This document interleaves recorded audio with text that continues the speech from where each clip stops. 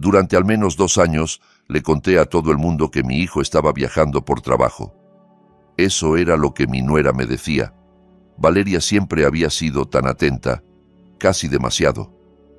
Pero un sábado por la mañana, en el mercado de agricultores del pueblo, un repartidor deslizó un paquete en mis manos y susurró: «¿Usted es el padre de Bruno Herrera?» Cuando asentí, miró a su alrededor con nerviosismo. «No puedo seguir guardando esto. Véalo usted solo». Conduje de vuelta a casa y lo abrí en la mesa de la cocina.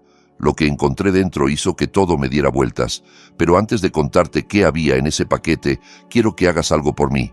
Dime en los comentarios desde qué país estás viendo esta historia y qué hora es ahora mismo donde estás. El mercado de los sábados en Valleverde había sido mi ritual semanal durante décadas. Una de esas costumbres que se vuelven tan parte de ti que ya no las cuestionas. A mis 63 años, había aprendido a encontrar consuelo en esa rutina familiar. Elegir tomates en el puesto de doña Marta mientras ella me contaba los chismes del pueblo, hablar del clima con vecinos que me conocían desde que Rosa y yo compramos el rancho hacía 40 años, intercambiar saludos con los mismos rostros que habían envejecido junto al mío. El aire de octubre tenía ese frescor particular que me recordaba tiempos más sencillos, cuando Bruno era un niño que corría entre los puestos pidiendo dulces y Rosa me tomaba del brazo con esa sonrisa que iluminaba cualquier mañana gris. Ahora caminaba solo por esos pasillos de frutas y verduras, con el peso de la ausencia instalado en el pecho como una piedra que nunca terminaba de acomodarse. Me llamo Eduardo Herrera, y durante 3 años, 2 meses y 8 días exactos, estuve diciéndole a todos que mi hijo Bruno estaba triunfando en el extranjero con su carrera como consultor internacional. Dubái, Singapur, Tokio. Los nombres de esas ciudades exóticas rodaban por mi lengua con una facilidad que ahora me avergüenza. Su esposa, Valeria, lo explicaba con una naturalidad ensayada cada vez que alguien preguntaba por él en misa, en el supermercado, en las reuniones del club de lectura al que Rosa me había obligado a unirme años atrás. Hablaba de la vida moderna de los profesionales jóvenes, de las oportunidades que no se pueden rechazar, de videollamadas que nunca terminaban de concretarse porque Bruno siempre está en reuniones importantísimas. Lo decía con una sonrisa que nunca terminaba de llegar a sus ojos, aunque en aquel entonces yo no sabía leer esa señal. Quería creerle. Dios sabe que lo intenté con todas mis fuerzas, porque la alternativa era demasiado oscura para contemplarla. Aquella mañana de octubre, estaba examinando las últimas manzanas de la temporada cuando sentí que alguien me observaba. Era una sensación incómoda, como cuando caminas por un pasillo oscuro y sientes que hay algo detrás de ti. Me di la vuelta despacio, fingiendo que buscaba algo en mi lista de compras, y fue entonces cuando lo vi. Un hombre treintañero, con uniforme de empresa de mensajería, el rostro pálido como si hubiera visto un fantasma. Me miraba fijamente, pero cuando nuestros ojos se encontraron, apartó la vista con rapidez. Pasaron varios segundos tensos antes de que se acercara. Le temblaban las manos mientras me extendía un paquete envuelto en papel marrón, ordinario, del tipo que no llama la atención. «Don Herrera», dijo, y su voz sonó rasposa, como si tuviera la garganta seca. «Usted es el padre de Bruno Herrera». No era una pregunta. «Sí», respondí, dejando la cesta de compras a un lado, sintiendo cómo el corazón me empezaba a latir más rápido, sin saber todavía por qué. «¿Nos conocemos? ¿Ha pasado algo con mi hijo?» «No, señor, no nos conocemos. Me llamo Damián Soto». Miró alrededor del mercado abarrotado como un venado que huele a los lobos en la distancia, evaluando cada rostro, cada movimiento. «He estado haciendo entregas para alguien y vi a su hijo y yo...» Bajó la voz hasta quedar casi en un susurro, tanto que tuve que inclinarme para escucharlo. «No puedo seguir con esto. La verdad importa, don Herrera. Pase lo que pase, la verdad importa».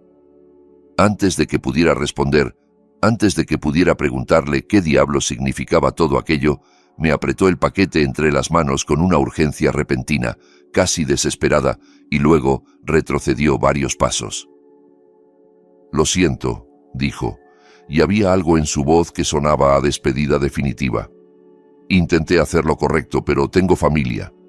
No puedo arriesgarlos más. Usted tiene que saber.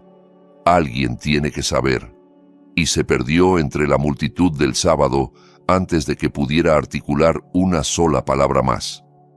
Me quedé plantado ahí, con el paquete en las manos, mientras la gente pasaba a mi alrededor comprando lechugas y zanahorias como si el mundo no acabara de inclinarse sobre su eje. Llegué hasta mi vieja camioneta Ford antes de darme cuenta de que me temblaban las manos tanto que apenas podía sostener las llaves.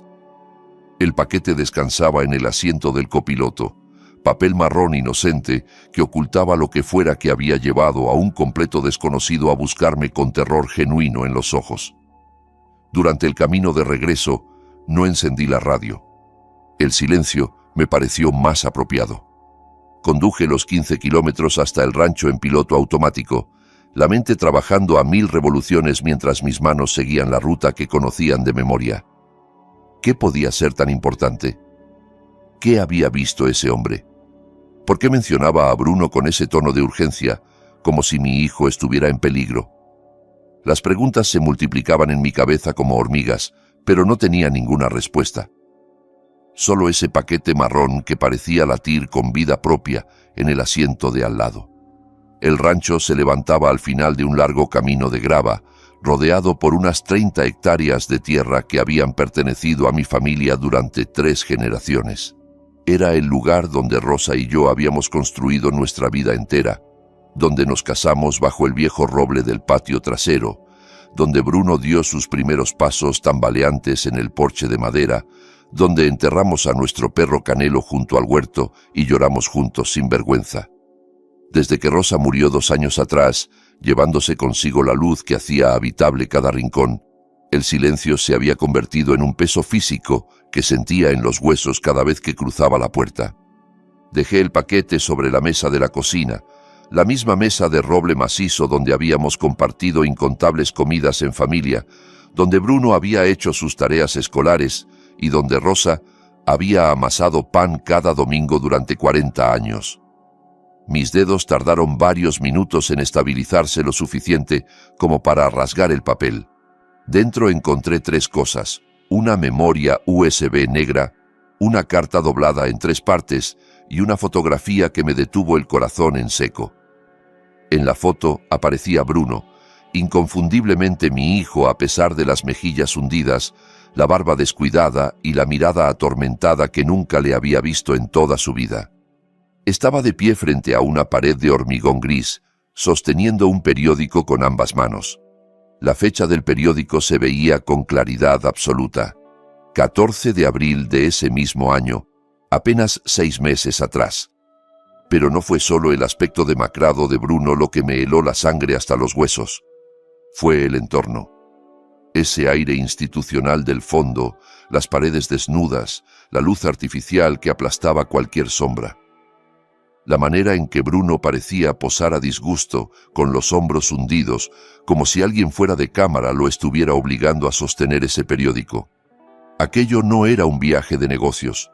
No era Dubái con sus rascacielos relucientes, ni Singapur con sus jardines futuristas, ni Tokio con sus luces de neón. Era una habitación cerrada, un espacio de confinamiento, un lugar del que mi hijo no podía salir. La carta empezaba de forma sencilla, con letra apretada y nerviosa. Señor Herrera, mi nombre es Damián Soto. Trabajo para Mensajería Express y durante el último año he estado haciendo entregas regulares a una residencia privada a las afueras de la ciudad en nombre de su nuera, Valeria Cáceres. Volví a mirar la fotografía y luego la memoria USB, quieta sobre mi mesa de roble como si fuera un arma cargada esperando que alguien apretara el gatillo. Bruno estaba frente a una pared de hormigón con un periódico fechado 6 meses antes. No estaba en el extranjero conquistando el mundo de los negocios internacionales. Nunca había salido del Estado. Durante un largo momento que pudo haber sido 1 minuto o 1 hora, me limité a observar aquella foto, grabando cada detalle en mi memoria. Las ojeras profundas de mi hijo, el temblor apenas perceptible en sus manos, la forma en que sus ojos miraban directamente a la cámara con una mezcla de desesperación y resignación que me partió el alma. Luego, cuando mis manos por fin encontraron algo de firmeza, alcancé la memoria USB y busqué el viejo portátil de Rosa.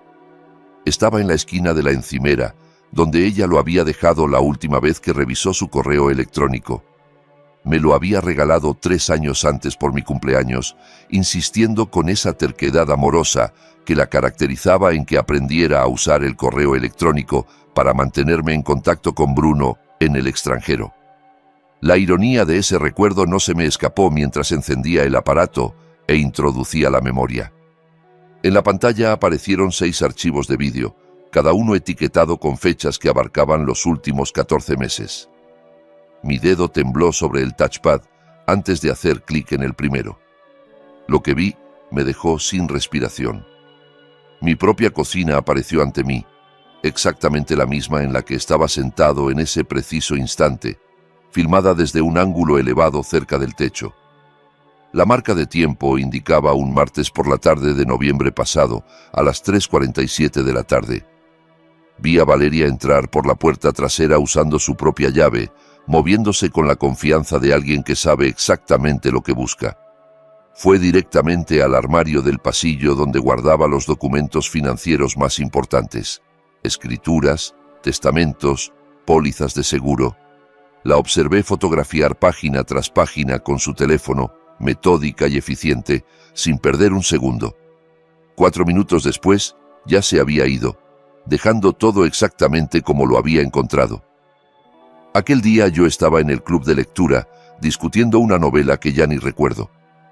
El segundo vídeo mostraba el estudio de Rosa, la habitación pequeña junto al dormitorio principal, donde mi esposa pasaba las tardes organizando papeles, escribiendo cartas, manteniendo el orden que era su forma de amar. Vi a Valeria hurgando entre las carpetas que Rosa había clasificado con etiquetas manuscritas, fotografiando declaraciones de impuestos de los últimos 10 años, escrituras de propiedades, documentos del fideicomiso familiar. Se movía con una precisión que revelaba práctica, como si hubiera hecho aquello docenas de veces. El tercer vídeo la captaba en el sótano, un espacio polvoriento donde guardábamos cajas de archivo que yo no había abierto desde que Rosa murió, porque simplemente no tenía fuerzas para enfrentarme a más recuerdos. Valeria no tenía ese problema. La vi revisar caja tras caja, fotografiando todo lo que encontraba, anotando algo en su teléfono cada pocos minutos. Cada vídeo revelaba el mismo patrón metódico, casi profesional. Valeria, moviéndose por mi casa como una ladrona experta, documentando de forma sistemática todo lo relacionado con el rancho, nuestros bienes, nuestra historia familiar. El shock inicial, ese frío que me había paralizado los primeros minutos, empezó a endurecerse en algo diferente, algo más afilado y peligroso. No era solo indignación, era furia, la clase de furia silenciosa que arde bajo la superficie y espera su momento. Dejé los vídeos a un lado con manos que ya no temblaban tanto y terminé de desplegar la carta de Damián. Su letra era apretada, urgente, escrita con la prisa de alguien que teme ser descubierto en cualquier momento. Me contaba que llevaba 1 año haciendo entregas regulares a una residencia privada en las afueras de la ciudad, sin hacer preguntas, cobrando generosamente por no saber demasiado. Al principio no pensaba nada, escribía. Era solo un trabajo, buenas propinas por llevar paquetes a una dirección y no hacer preguntas. Pero hace 3 semanas, durante una entrega, lo vi. Estaba junto a una ventana en el 2.º piso. Su hijo, don Herrera. Lo reconocí porque había visto su foto en un artículo viejo del periódico local, cuando ganó un premio de negocios. Me miró a través del cristal con una expresión que nunca voy a olvidar. No era la mirada de alguien enfermo o confundido. Era la mirada de un prisionero que vislumbra el mundo exterior por primera vez en mucho tiempo, una mezcla de esperanza y desesperación que me persigue cada noche desde entonces. Damián describía cómo había empezado a hacer preguntas discretas, a tirar de hilos con cuidado, a hablar con contactos que tenía en el sector de la salud. Poco a poco fue encajando las piezas de lo que realmente estaba pasando, y cada pieza era más oscura que la anterior. Bruno no estaba viajando por el mundo cerrando negocios millonarios. Llevaba todo ese tiempo encerrado en una residencia privada, internado bajo el cuidado de médicos que respondían a las órdenes de su esposa. «Tengo familia», escribía Damián hacia el final de la carta, y pude sentir el miedo en cada palabra. «Ya me han advertido que no me meta en asuntos que no me conciernen. Sé lo que les pasa a las personas que hacen demasiadas preguntas sobre estos lugares, pero su hijo necesita una ayuda que yo no puedo darle, don Herrera. Alguien tiene que saberlo. Alguien con más poder que un simple repartidor tiene que hacer algo». La carta terminaba ahí, sin firma manuscrita, solo con su nombre mecanografiado debajo de las últimas líneas. Abrí el último archivo de la memoria USB con dedos que volvían a temblar. Era un informe médico oficial, con membrete institucional y sellos que parecían auténticos. Frío, preciso, burocrático. El tipo de documento que reduce una vida entera a casillas y códigos. Paciente, Bruno Andrés Herrera Mendoza. Centro, Residencia Los Cedros, Avenida Río Claro, 2847. Diagnóstico: traumatismo cráneoencefálico severo, con deterioro cognitivo resultante que requiere supervisión continua y cuidados especializados las 24 horas. Tutora legal designada: Valeria Elena Cáceres Montalvo. Restricciones de visita: ningún contacto familiar autorizado sin aprobación previa y por escrito de la tutora. La fecha de ingreso me dejó helado, tan helado que sentí que el aire de la cocina se volvía sólido a mi alrededor. 3 años, 2 meses y 9 días atrás. Exactamente un día después de la supuesta primera salida de Bruno hacia su gran proyecto en Dubái. Mientras yo les contaba a los vecinos que mi hijo estaba construyendo su imperio empresarial al otro lado del mundo, Valeria había asumido la tutela legal completa sobre él.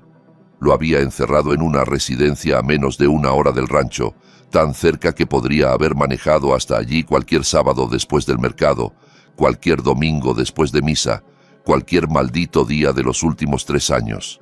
Y durante todo ese tiempo, mientras jugaba el papel de nuera devota y madre abnegada, había estado registrando mi casa de forma sistemática, fotografiando cada documento que encontraba, buscando algo específico.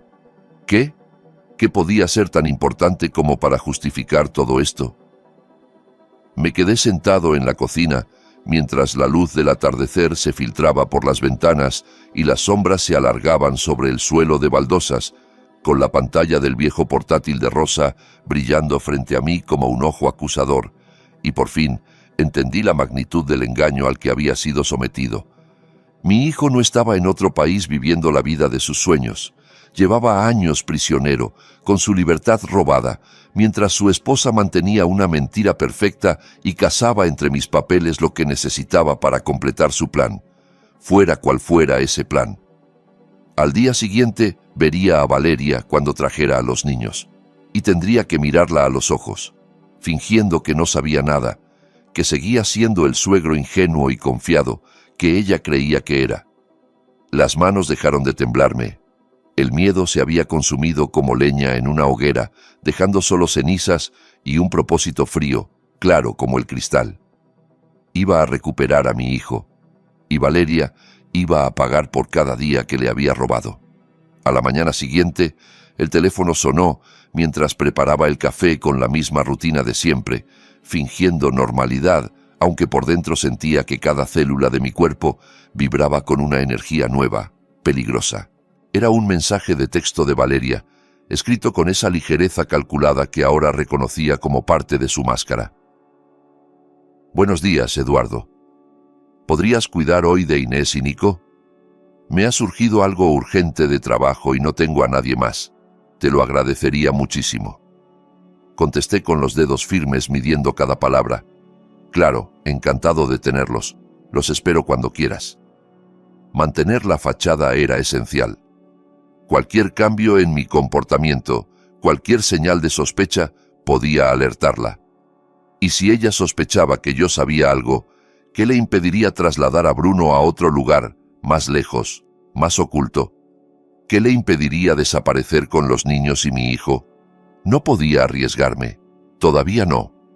En menos de una hora, mis nietos entraron dando trompicones por la puerta principal, trayendo consigo ese caos alegre y ruidoso que solo los niños pueden generar.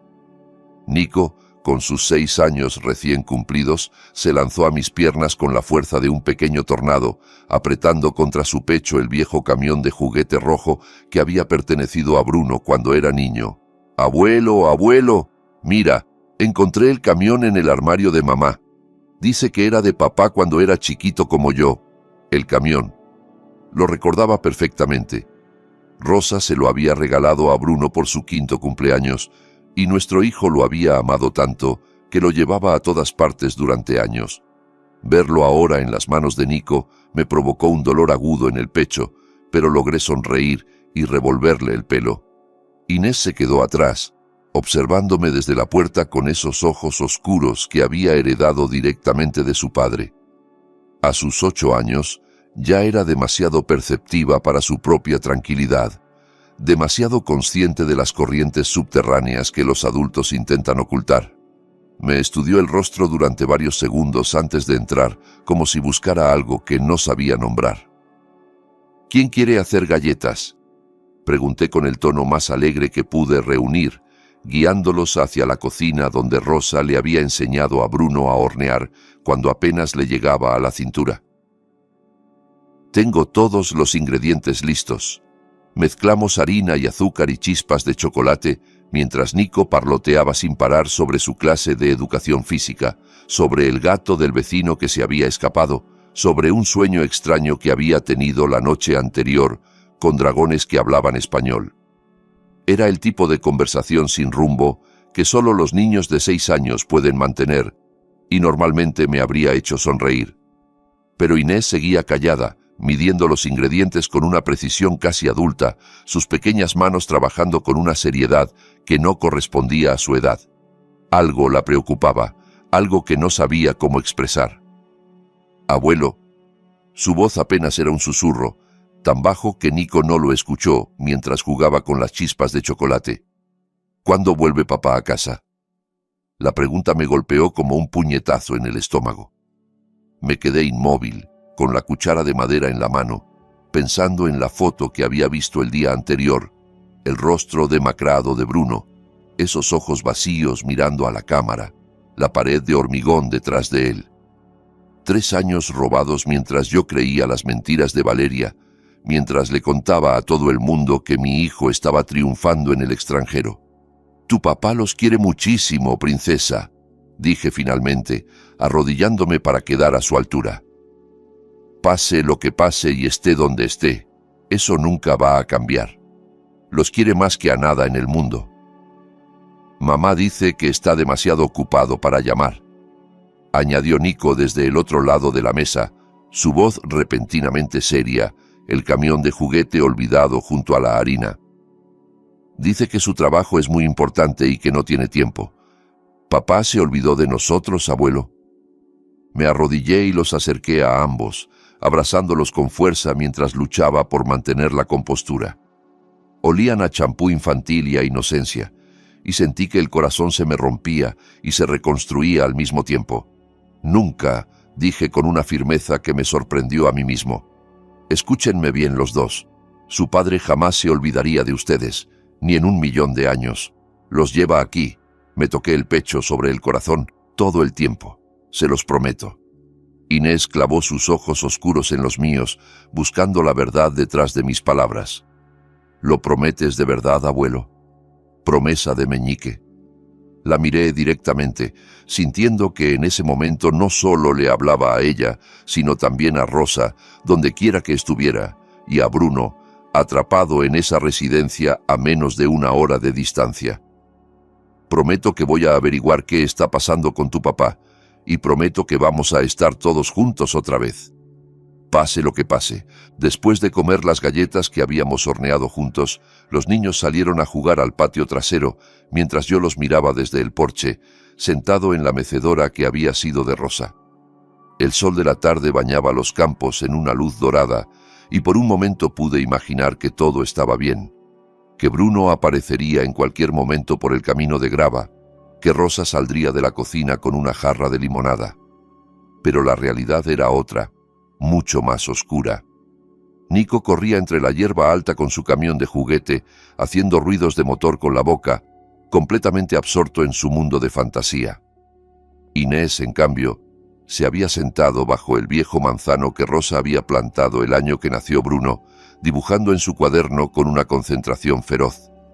Cuando más tarde me mostró el dibujo, el corazón se me encogió en el pecho. Era nuestra familia, monigotes de palitos tomados de la mano bajo un sol amarillo. Estábamos todos, yo con mi sombrero, ella con sus coletas, Nico con su camión, incluso Rosa con alas de ángel flotando en una esquina, pero el monigote que había etiquetado como papá estaba aparte del grupo, separado por una línea oscura y gruesa que cruzaba la página de lado a lado. Era la forma en que una niña de 8 años expresaba lo que no podía poner en palabras. Su padre estaba lejos, inalcanzable, dividido del resto de la familia por algo que ella no entendía, pero sentía profundamente. Guardé ese dibujo en el bolsillo de mi camisa, prometiéndome en silencio que algún día esa línea desaparecería. Valeria llegó a recogerlos a las 6 de la tarde, perfectamente arreglada como siempre con sus vaqueros de marca y un suéter de cachemira que probablemente costaba más de lo que yo gastaba en ropa en un año entero. «Muchísimas gracias, Eduardo», dijo con esa sonrisa impecable que ahora me parecía la máscara de un depredador. «De verdad que no sé qué haría sin ti. Eres un ángel». «Cuando quieras», respondí, manteniendo la voz neutral. «Son buenos niños. Me encanta pasar tiempo con ellos». Me observó durante un segundo más de lo necesario y por un momento temí que pudiera ver algo diferente en mis ojos, alguna señal de que las cosas habían cambiado. Pero luego su expresión se relajó y reconocí el cambio sutil. Esa ligera variación en el brillo de los ojos, el ajuste casi imperceptible de su postura que anunciaba que venía lo importante, el verdadero motivo de su visita. «Por cierto», comenzó, con ese tono casual que había perfeccionado a lo largo de años de práctica, «he estado ayudando a Bruno a resolver algunos temas de inversión a distancia. Ya sabes cómo son estas cosas de finanzas internacionales, siempre hay papeleo». Se detuvo, como si acabara de ocurrírsele algo. Pensé que quizá Rosa se habría quedado con copias de ciertos documentos financieros, escrituras antiguas, tal vez papeles de algún fideicomiso familiar que mencionó Bruno alguna vez. «Ustedes dos siempre fueron tan organizados con esas cosas». Ahí estaba, la verdadera razón por la que necesitaba que yo cuidara de los niños. No era solo mantenerme ocupado y distraído, era ganarse mi confianza, recordarme lo útil que era para ella y al mismo tiempo seguir buscando lo que fuera que buscaba desde hacía más de un año.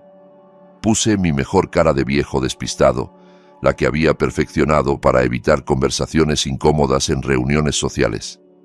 «No sé qué puedo tener por ahí, la verdad. Rosa era la que llevaba todo eso. Yo nunca entendí mucho de papeles. Si quieres, reviso con calma a ver qué encuentro». «Sería estupendo», dijo, y vi un destello de alivio genuino cruzar su rostro antes de que volviera la máscara amable. «Sin ninguna prisa, por supuesto. Tal vez la semana que viene podría venir yo misma y revisamos las cosas juntos. Así no tienes que cargar con todo el trabajo». «Claro», asentí, esforzándome por parecer agradecido. «Me vendría bien la ayuda». Cuando finalmente se fue con los niños, despidiéndose con la mano desde la ventanilla del coche mientras Nico gritaba «¡Adiós, abuelo!», me quedé solo en la cocina que empezaba a oscurecerse y la comprensión terminó de encajar como las piezas de un rompecabezas macabro. Valeria llevaba más de 3 años registrando mi casa de forma sistemática, fotografiando cada documento que encontraba, y aún así no había localizado lo que buscaba. Si lo hubiera encontrado, ya no me necesitaría. Ya no vendría con esas sonrisas falsas y esas peticiones amables. El hecho de que siguiera buscando significaba que lo que fuera que quería todavía existía, en algún lugar que ella no conocía. Y ahora había decidido cambiar de táctica. En lugar de buscar a escondidas, venía a pedírmelo directamente. Yo acababa de ofrecerme a ayudarla a encontrar su propio tesoro. pero había un lugar del que ella no sabía nada. Un escondite que casi había olvidado incluso yo, hasta que esa noche, mientras miraba la foto de Rosa sobre la repisa de la chimenea, un recuerdo volvió a mí con la claridad de un relámpago. Rosa siempre había sido meticulosa con los papeles importantes, casi obsesivamente organizada de una manera que a veces me exasperaba, pero que ahora agradecía con toda el alma. Después de su muerte, cuando tuve que enfrentarme a la montaña de trámites que implica cerrar una vida entera, encontré una pequeña llave de latón en el fondo del cajón de su escritorio. Estaba envuelta en un pañuelo de seda, con una etiqueta escrita con su letra elegante: Banco Comunitario Valleverde, Caja de Seguridad 247. En aquel momento, la dejé a un lado. Estaba demasiado destrozado por el duelo, demasiado agotado por el peso de seguir viviendo sin ella, como para enfrentarme a más trámites burocráticos. La llave había permanecido en el mismo cajón durante 2 años, olvidada. Hasta ahora. A la mañana siguiente, me planté en el banco a las 9 en punto de la mañana, antes de que abriera la mayoría de los comercios del pueblo, con la pequeña llave de latón ardiendo en el bolsillo de mi chaqueta. El Banco Comunitario de Valleverde era un edificio de piedra construido en los años 20, con techos altos, y ese olor particular a madera vieja y dinero antiguo que siempre me había intimidado un poco. La joven empleada de la recepción sonrió amablemente al verme entrar. «Buenos días, don Herrera. ¿En qué puedo ayudarle hoy?» «Necesito acceder a la caja de seguridad de mi difunta esposa», expliqué, extendiendo la llave junto con mi identificación y una copia del certificado de defunción de Rosa. «Soy el beneficiario legal. Ella me dejó instrucciones». La empleada revisó los documentos con profesionalidad, tecleó algo en su ordenador y asintió con una sonrisa. «Todo está en orden, don Herrera. Si me acompaña, por favor». Me condujo a través de una pesada puerta de seguridad hacia la cámara acorazada, un espacio frío e iluminado con fluorescentes, donde cientos de cajitas metálicas se alineaban en las paredes como colmenas de acero. La caja 247 estaba en la tercera fila, a la altura de mis ojos. La empleada me dejó solo en una pequeña sala privada, con una mesa de metal y una silla, prometiendo volver en 15 minutos. La caja metálica salió de su compartimento con una suavidad mecánica que no coincidía en absoluto con el peso emocional que sentía al sujetarla entre mis manos. Aquello era lo último que Rosa había querido proteger, lo que había considerado tan importante como para guardarlo fuera de casa, lejos de ojos curiosos. Me senté, respiré hondo y abrí la tapa. Dentro encontré 3 cosas: un documento legal de varias páginas con el título Fideicomiso Familiar Herrera, confidencial, impreso en letras mayúsculas, un sobre cerrado con la frase «Para Eduardo, si estás leyendo esto, ya me fui», escrita con la letra de Rosa, y copias adicionales de escrituras, registros financieros y documentos bancarios. Las manos me temblaban otra vez mientras abría primero el sobre, incapaz de resistir el deseo de escuchar la voz de mi esposa una vez más, aunque fuera solo a través de sus palabras escritas. La letra de Rosa llenaba 3 páginas completas, fechadas 6 meses antes de su muerte, cuando ya sabíamos que el cáncer estaba ganando la batalla, pero todavía teníamos esperanza. «Mi querido Eduardo», comenzaba, «si estás leyendo esto, es porque ya no estoy a tu lado. Y ojalá que nunca hayas necesitado encontrar esta caja, que todo lo que temía no fueran más que los miedos irracionales de una mujer enferma. Pero he aprendido a confiar en mis instintos después de 60 años de vida, y lo que siento respecto a Valeria me preocupa profundamente desde hace mucho tiempo. He notado cosas, Eduardo.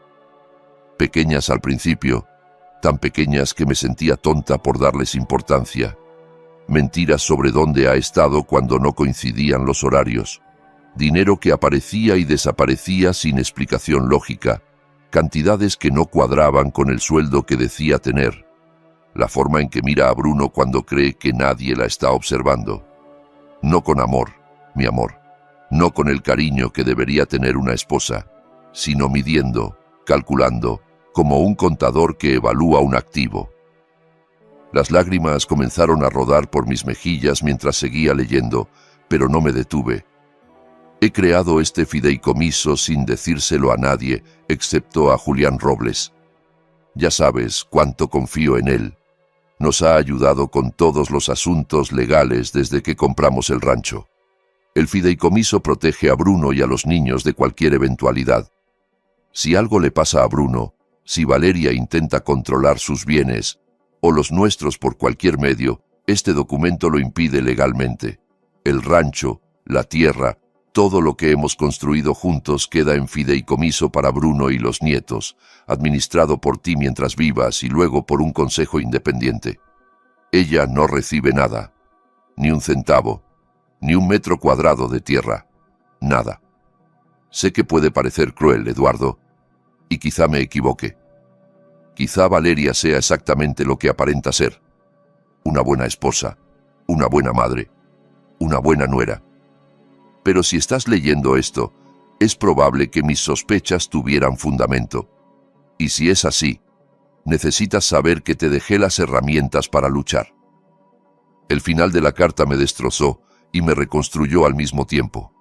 Lucha por nuestro hijo, Eduardo. No te quedes con las respuestas fáciles por más cómodas que sean.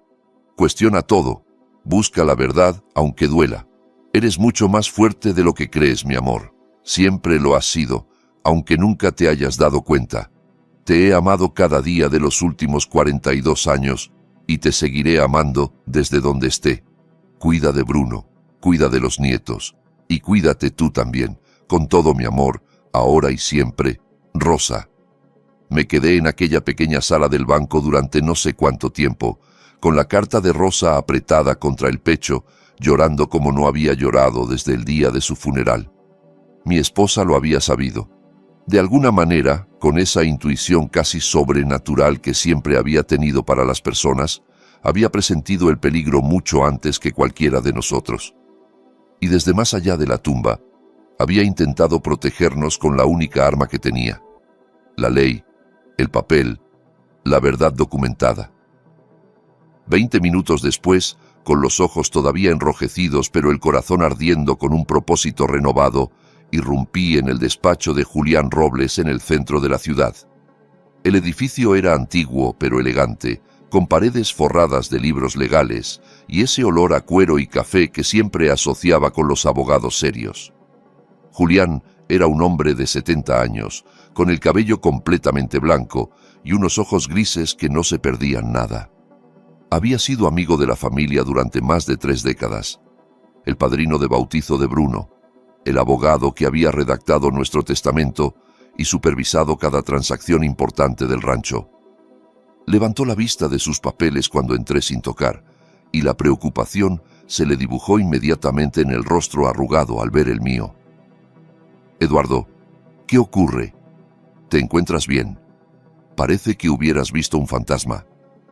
Sin decir una palabra, extendí sobre su escritorio de caoba todo lo que tenía: el paquete de Damián, los vídeos impresos en capturas de pantalla, el informe médico de los Cedros, el fideicomiso de Rosa, su carta.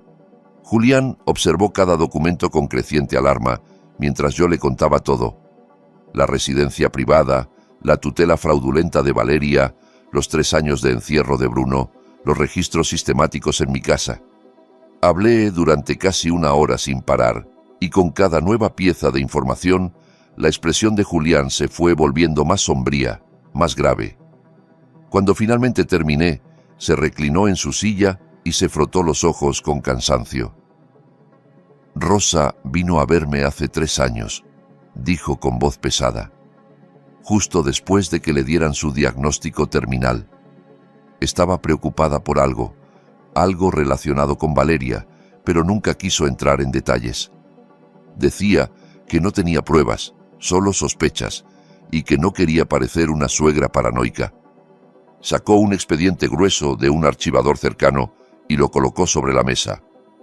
Pero insistió en crear este fideicomiso.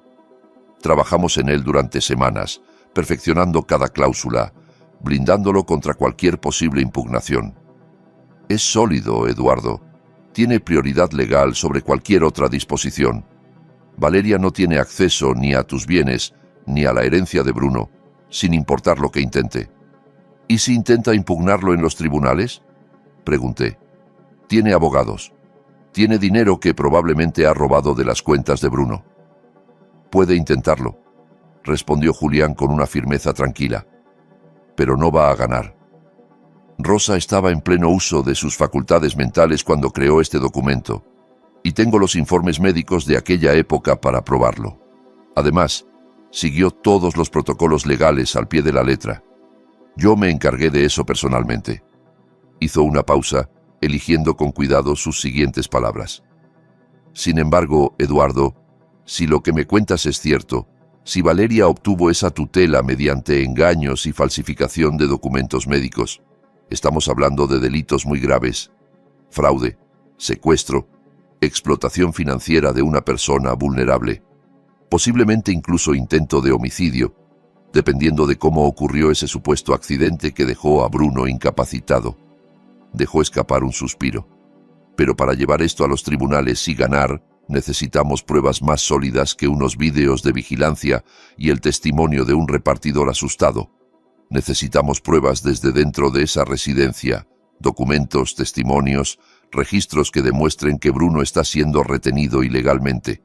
Abrió un cajón de su escritorio y sacó una tarjeta de visita que deslizó hacia mí. Se llama Diego Fierro, exagente federal. Ahora trabaja como investigador privado especializado en casos de fraude y corrupción institucional. Si alguien puede conseguir lo que necesitamos sin poner en peligro toda la operación, es él. Conozco su trabajo desde hace años. Es discreto, profesional y no se asusta fácilmente. Tomé la tarjeta y leí el nombre grabado en letras simples sobre un fondo blanco. Diego Fierro. Investigaciones privadas. Sin dirección, solo un número de teléfono. Lo llamaré hoy mismo, dije con determinación. Julián asintió gravemente, pero su expresión seguía siendo preocupada. Eduardo, hay algo más que debes saber antes de seguir adelante con esto. Se inclinó hacia adelante, bajando la voz aunque estábamos solos en su despacho. Hace 6 meses, una periodista llamada Karina Duque empezó a investigar residencias como Los Cedros. Publicó un artículo sobre abusos en el sistema de tutelas, sobre ancianos y personas vulnerables que eran internadas ilegalmente mientras sus familias saqueaban sus bienes. Era un artículo bien documentado, con fuentes internas, nombres, fechas. ¿Y qué pasó? El artículo desapareció de la edición digital del periódico en menos de 48 horas. Sin explicación, sin retractación, simplemente se esfumó como si nunca hubiera existido. Julián hizo una pausa. 2 semanas después, Karina murió en un accidente de tráfico en la autopista. Atropello con fuga. El caso sigue abierto, pero nadie ha sido acusado. La policía lo clasificó como conductor cansado que perdió el control. El peso de sus palabras se instaló en mi pecho como una piedra. ¿Estás diciendo que la mataron? Estoy diciendo que esta gente, quien quiera que esté detrás de operaciones como Los Cedros, no juega limpio. Tienen dinero, tienen conexiones, y aparentemente no tienen ningún problema en eliminar obstáculos. Si vas a seguir adelante con esto, necesitas entender exactamente en qué te estás metiendo. La advertencia debería haberme asustado. Debería haberme hecho reconsiderar, buscar una solución más segura, proteger lo que me quedaba en lugar de arriesgarlo todo. Pero entonces pensé en Bruno, atrapado en esa residencia con paredes de hormigón. Pensé en Inés y Nico, creciendo sin su padre, creyendo que los había abandonado. Pensé en Rosa, que había confiado en mí para luchar cuando llegara el momento. No había otra opción. Nunca la hubo. Esa misma noche, Diego Fierro apareció en el rancho después del anochecer, moviéndose con la economía de movimientos de alguien acostumbrado a vivir en estado de alerta permanente. Era un hombre de unos 50 años, con el pelo canoso cortado muy corto y unos ojos oscuros que parecían registrar cada detalle de su entorno sin esfuerzo aparente. Antes de llamar a la puerta, lo vi por la ventana rodeando la casa con un pequeño aparato electrónico en la mano, escaneando paredes y ventanas en busca de señales de micrófonos o cámaras ocultas. Cuando por fin golpeó, Lo primero que dijo fue: «No he encontrado nada». Pero eso no significa que no lo haya. Asuma que todo lo que diga en esta casa puede ser escuchado y actúe en consecuencia. Hablamos en susurros en la cocina mientras le mostraba todo lo que tenía. Los vídeos de Valeria registrando mi casa, el informe médico de los Cedros, la carta de Damián, el fideicomiso de Rosa, su carta de advertencia. Diego revisó cada documento con una calma profesional que me resultó reconfortante, sin mostrar apenas emoción, hasta que mencioné el nombre de la residencia. Entonces algo cambió en su expresión, un endurecimiento sutil alrededor de los ojos. «Conocí a Karina Duque», dijo con la voz plana. «La periodista que investigó estas residencias. Era cuidadosa, meticulosa, el tipo de reportera que verifica 3 veces cada dato antes de publicar nada. Escribió un solo artículo sobre el sistema de tutelas y la explotación de pacientes vulnerables. En menos de 2 días, ese artículo desapareció de todos los archivos digitales del periódico. 2 semanas después, su coche fue encontrado destrozado contra un poste de la autopista a las 3 de la madrugada. El conductor que supuestamente la golpeó nunca fue identificado». Me miró directamente a los ojos. «Si eliminaron a una reportera profesional por hacer preguntas, don Herrera, no les temblará la mano con un ranchero jubilado que haga lo mismo». La palabra «eliminaron» se me clavó en la mente como un cuchillo de hielo. No murió. No tuvo un accidente. Eliminaron. El lenguaje de alguien que sabía exactamente de qué estaba hablando. Diego pasó la siguiente hora explicándome lo que él llamaba seguridad operativa. Reglas básicas de supervivencia cuando te enfrentas a gente peligrosa. Pagar siempre en efectivo cualquier cosa relacionada con la investigación para no dejar rastros bancarios. Nunca hablar del caso por teléfono, ni siquiera de forma indirecta. Tener preparadas explicaciones inocentes para cualquier movimiento sospechoso y, sobre todo, no confiar en nadie fuera del círculo más pequeño posible. «Yo empezaré por los Cedros», dijo mientras se preparaba para marcharse. «Tengo contactos que pueden ayudarme a entrar sin levantar sospechas. Me haré pasar por un familiar interesado en internar a un pariente anciano. Necesito ver el lugar desde dentro, evaluar la seguridad, identificar los puntos débiles y sobre todo confirmar que su hijo está ahí y en qué condiciones. Pero esto lleva tiempo, don Herrera. No podemos precipitarnos. Si sospechan que estamos investigando, podrían trasladar a Bruno a otro lugar y entonces lo perderíamos para siempre». Cuando Diego se fue, desapareciendo en la oscuridad del campo con la misma silenciosa eficiencia con que había llegado, me quedé sentado en la cocina a oscuras durante horas, con solo la luz de la luna entrando por las ventanas. Entendí por primera vez, con una claridad aterradora, que no estaba luchando solo contra Valeria y sus mentiras. Estaba enfrentándome a algo mucho más grande, más frío y más despiadado. Un sistema entero diseñado para explotar a los vulnerables, para silenciar a los que hacían preguntas, para proteger a los criminales con trajes caros y sonrisas amables. Un sistema que ya había matado a una periodista y probablemente mataría sin dudarlo a un viejo ranchero que se interpusiera en su camino.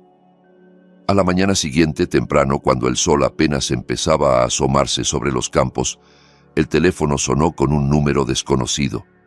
Dudé un momento antes de contestar, recordando las advertencias de Diego sobre la seguridad. Pero algo me dijo que necesitaba escuchar lo que fuera que tenían que decirme. «¿Diga?» Al otro lado de la línea, una voz distorsionada electrónicamente, imposible de identificar como hombre o mujer, habló con lentitud deliberada. «Deje de hacer preguntas sobre Bruno Herrera. Olvídese de lo que cree saber. Vuelva a su vida normal y disfrute de sus últimos años en paz». Una pausa. «Esta es la única advertencia que recibirá». Antes de que pudiera responder, la llamada se cortó. Me quedé mirando el teléfono durante varios segundos, con el corazón latiendo con fuerza, pero las manos sorprendentemente firmes. Luego reenvié el mensaje de voz a Diego y a Julián, que supieran que el enemigo ya sabía que estábamos buscando. Esa misma tarde, como si la amenaza telefónica no fuera suficiente, Valeria apareció en el rancho sin previo aviso. Estacionó su SUV de lujo frente a la casa y caminó hacia el porche con la confianza de alguien que está acostumbrada a conseguir lo que quiere. Llevaba un blazer entallado de color burdeos sobre una blusa de seda, perfectamente maquillada, cada cabello en su lugar. La imagen de una mujer exitosa y respetable, la clase de persona que los vecinos admiraban y los banqueros recibían con sonrisas. Justo estaba por aquí cerca, visitando a una amiga, dijo con ligereza mientras la hacía pasar. Pensé en aprovechar para dejarte unos documentos. Son solo formularios rutinarios, autorizaciones de acceso a historiales médicos para la coordinación del cuidado de Bruno desde el extranjero. Ya sabes cómo son estas cosas burocráticas, siempre hay algo que firmar. Sacó una carpeta de su bolso y la dejó sobre la mesa de la cocina con un gesto casual. Son formularios estándar, solo necesitan tu firma y la fecha. Tomé los papeles pero no los abrí, no hacía falta. Sabía exactamente lo que eran. Otro intento de conseguir acceso legal a información que no le pertenecía, otra pieza de su elaborado rompecabezas de control. Los revisaré con calma, dije manteniendo el tono amable pero firme. Ya sabes que desde que Rosa murió me he vuelto más cuidadoso con todo el papeleo. Prefiero que Julián le eche un vistazo primero, solo por precaución. La sonrisa de Valeria se tensó casi imperceptiblemente, un cambio tan sutil que alguien que no estuviera buscándolo jamás lo habría notado. Pero yo ahora veía todo con otros ojos. ¿Tu abogado, Eduardo? ¿Para unos simples formularios médicos? Es solo papeleo estándar, nada importante. No quiero hacerte perder el tiempo de Julián con tonterías. Ya no firmo nada sin que un abogado lo revise primero, respondí con una firmeza tranquila. Llámalo paranoia de viejo, pero es la forma en que hago las cosas ahora. Julián no cobra por echarle un vistazo rápido a los documentos de un viejo amigo. Por un instante, solo un instante, vi algo diferente en sus ojos. Un destello de frustración, quizá de rabia contenida, antes de que la máscara amable volviera a su lugar con la suavidad de una cortina que se cierra. Por supuesto, Eduardo. Tómate todo el tiempo que necesites, no hay ninguna prisa. Se puso de pie, recogiendo su bolso con movimientos que ahora me parecían demasiado controlados, demasiado calculados. Solo me preocupo por ti, eso es todo. Quiero asegurarme de que todo esté en orden para cuando Bruno pueda volver. Después de que se marchó, observé cómo su coche desaparecía por el camino de grava, y luego llamé a Julián inmediatamente. Le expliqué lo de los formularios y se los envié escaneados por correo electrónico mientras seguíamos hablando. 20 minutos más tarde, me devolvió la llamada con urgencia en la voz. Ni se te ocurra firmar eso, Eduardo. Lo que ella te dio no son formularios de coordinación médica.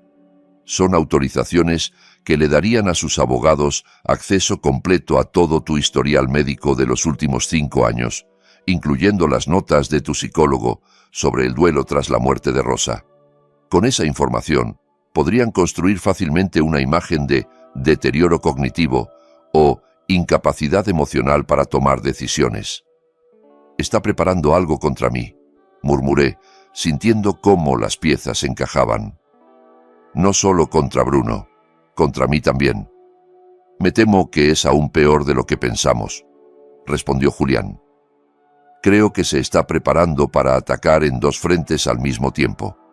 El miércoles siguiente, a las 9:15 de la mañana, un mensajero uniformado llamó a la puerta del rancho con un sobre certificado que requería mi firma. Lo abrí con manos que ya habían aprendido a esperar lo peor, y lo peor llegó exactamente como había temido. El documento oficial llevaba el membrete del juzgado del condado. Petición de evaluación de competencia mental. Caso número 2, 1024-TC-0847. Peticionaria: Valeria Elena Cáceres Montalvo. Demandado: Eduardo Martín Herrera Valdez. Leí las acusaciones con una mezcla de incredulidad y rabia fría. Valeria solicitaba que el tribunal me declarara legalmente incapaz de gestionar mis propios asuntos debido a olvidos frecuentes documentados, citas médicas perdidas, acusaciones paranoicas infundadas contra miembros de la familia y confusión repetida sobre fechas y acontecimientos recientes.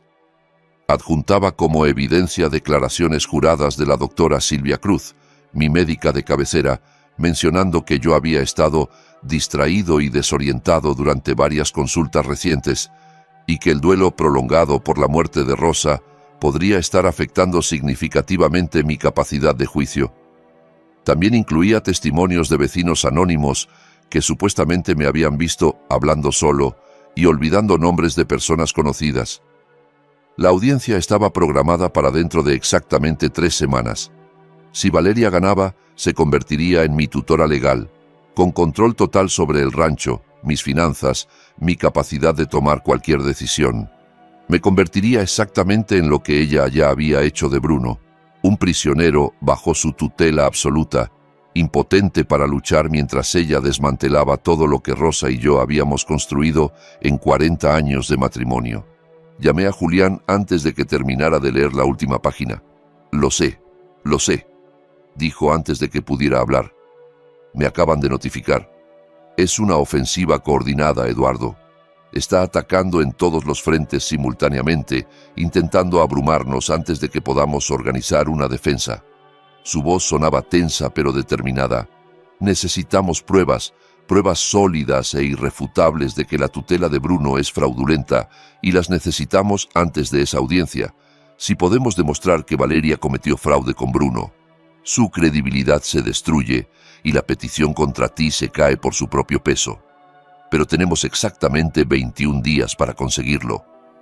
Los días que siguieron se convirtieron en una mezcla agotadora de preparación y miedo constante. Diego trabajaba día y noche, infiltrándose en los círculos de los cedros, haciendo contactos, buscando a alguien dispuesto a hablar. Julián preparaba la defensa legal, anticipando cada posible argumento de la otra parte. Y yo mantenía la fachada del viejo ranchero despistado, cuidando de los nietos cuando Valeria me lo pedía, asintiendo amablemente a sus mentiras, fingiendo que no sabía nada mientras por dentro contaba cada segundo que faltaba para la audiencia. 10 días antes de la fecha programada, Diego llamó al amanecer. «Ya tengo a alguien de dentro», dijo sin preámbulos, su voz tensa pero con un trazo de triunfo. «Está dispuesta a hablar, pero no a testificar públicamente. Tiene demasiado miedo. Pero lo que tiene puede cambiar todo. Ven al rancho ahora. Voy para allá».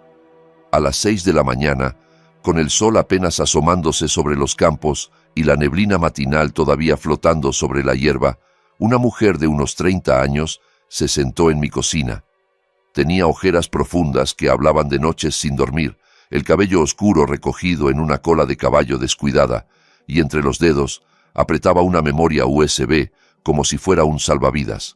Sus manos temblaban visiblemente. «Me llamo Paula Noriega», se presentó, con una voz que oscilaba entre el miedo y la determinación. «Trabajé 4 años como enfermera titulada en Los Cedros, hasta hace 2 semanas, cuando ya no pude seguir mirando hacia otro lado. No puedo testificar en un tribunal», añadió enseguida, levantando la mano para anticipar cualquier objeción. «Tengo una hija de 7 años. Ya vi lo que le pasó a la periodista que empezó a hacer preguntas. No voy a arriesgar la vida de mi niña por nada del mundo».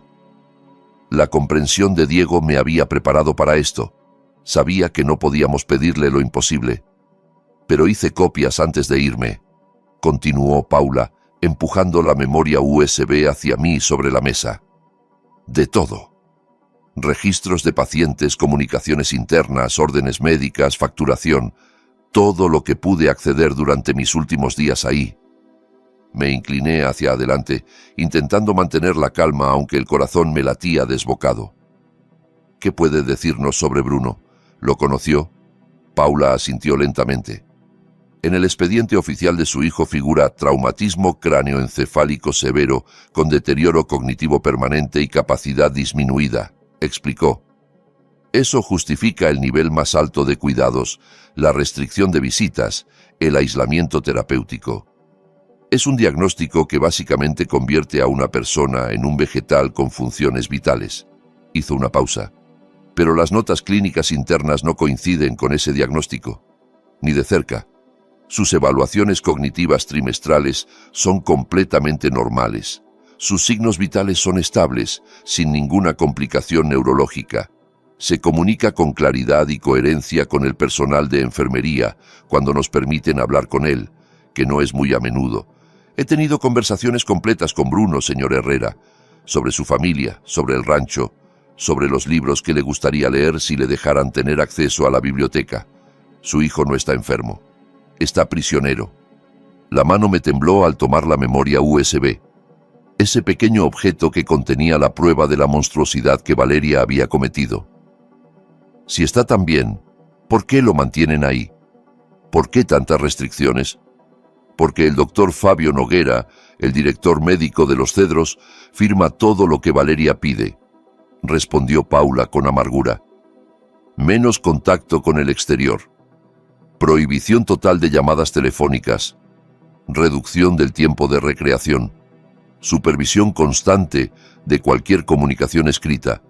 Cada vez que Bruno intentaba enviar una carta, aparecía Noguera para revisarla y desaparecía misteriosamente antes de ser enviada. Sacó de su bolso un fajo de correos electrónicos impresos. «Mire esto». Reconocí inmediatamente el nombre de Valeria en la cabecera del primer correo y el de Noguera en la respuesta. El mensaje era breve pero demoledor. Debemos mantener las restricciones actuales dadas las circunstancias especiales de la tutela. El contacto familiar sigue siendo completamente desaconsejable en este momento por razones de estabilidad del paciente. Continúe con el protocolo acordado. Paula se inclinó hacia adelante, bajando aún más la voz, aunque estábamos solos en la cocina. La facturación de Bruno entra como si fuera un caso de alta dependencia neurológica. $18.500 mensuales por cuidados intensivos, las 24 horas. Pero el nivel real de atención que recibe, siendo generosa con la estimación, no llega a los $5.000. El resto se pierde en partidas de gastos administrativos, servicios especiales y consultas externas que nunca ocurren. Sus ojos se llenaron de lágrimas. Hay docenas de casos como el de Bruno en Los Cedros, señor Herrera. Personas que podrían perfectamente vivir en sus casas con sus familias. Personas cuyas familias ni siquiera saben dónde están o creen que murieron hace años. Es un sistema organizado de secuestro legal y extorsión. Y su hijo quedó atrapado en él porque su esposa vio una oportunidad. Diego acompañó a Paula hasta la puerta cuando terminó de contarnos todo lo que sabía. Antes de irse, se volvió hacia mí con los ojos enrojecidos. «Sálvelo, señor Herrera. Por favor, sálvelo y a los demás. Alguien tiene que hacer algo». Cuando regresó, Diego dejó sobre la mesa otro fajo de documentos. Fotografías tomadas con teleobjetivo durante incursiones nocturnas alrededor del perímetro de Los Cedros, planos del edificio obtenidos de registros municipales, horarios detallados de los turnos del personal de seguridad.